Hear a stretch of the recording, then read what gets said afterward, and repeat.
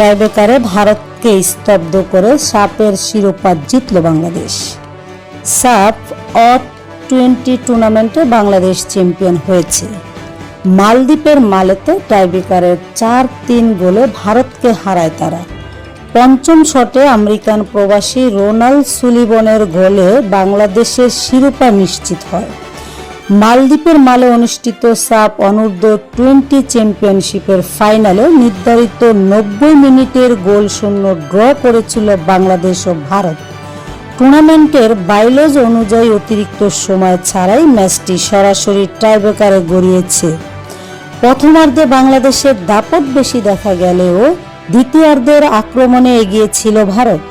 তবে বল দখল ও আক্রমণে এগিয়ে থেকে বাংলাদেশ রক্ষণভাগ এবং গোলরক্ষক মাহিনকে তেমন চাপে ফেলতে পারেনি ভারতীয়রা। অন্যদিকে বাংলাদেশও পাল্টা আক্রমণে কয়েকটি সুযোগ তৈরি করে। বিশেষ করে আমেরিকান বংশোদ্ভূত ফরওয়ার্ড রোনাল্ড সুলিভানকে কড়া নজরে রেখেছিল ভারতীয় ডিফেন্স। তবুও তিনি কয়েকটি শট নিয়ে প্রতিপক্ষকে চাপে রাখেন। দ্বিতীয়ার্ধের মাঝামাঝি সময়ে রোনাল্ডের ভাই ডেকলানকে মাঠে নামানো হয়। তিনি ডান প্রান্ত দিয়ে একাধিক আক্রমণ গড়ে তোলেন।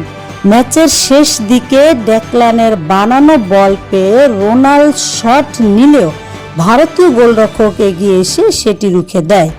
ম্যাচ জুড়ে দুই দলই বেশ কিছু গোলের সুযোগ পেলেও তা কাজে লাগাতে পারেনি। বাংলাদেশের গোলরক্ষক মাহিনও কয়েকবার পোস্ট ছেড়ে বেরিয়ে এলেও বড় কোনো বিপদ হয়নি।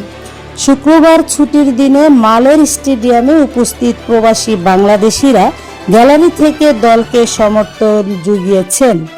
একই গ্রুপে থাকার কারণে দুই দলই একে অপরের কৌশল সম্পর্কে বেশ পরিচিত ছিল, যা ম্যাচটিকে আরও প্রতিদ্বন্দ্বিতাপূর্ণ করে তোলে।